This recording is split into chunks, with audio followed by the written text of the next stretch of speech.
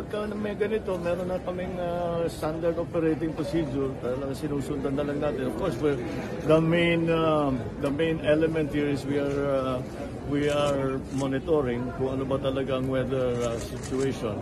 And of course, yung flooding. Pero so far, yung problema ay yung hangin, malakas ang hangin. But unfortunately, pag tinitignan natin yung mga forecast, baka mas lalakas pa bukas dito sa Manila bago aakyat, tatawid ng Cagayan bago mag-head ng north. So we are watching it.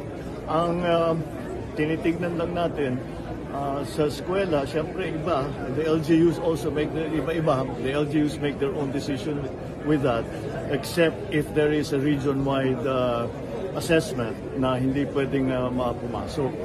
Sa trabaho naman, ang tinitignan lang namin ay kung makapunta yung mga empleyado natin, makapasok at makauwi.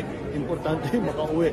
Kasi mahirap pag mas stranded sila dun sa kanilang pinagtatrabahuan. So, that's what we are watching now. And we're prepared for the aftermath of all of this. As usual, nag-forward placement na tayo ng mga pangangailangan.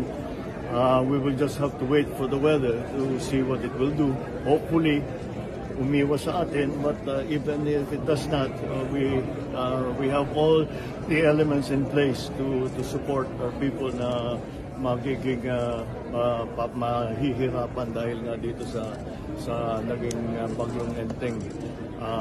So we are just watching it and we try to adjust.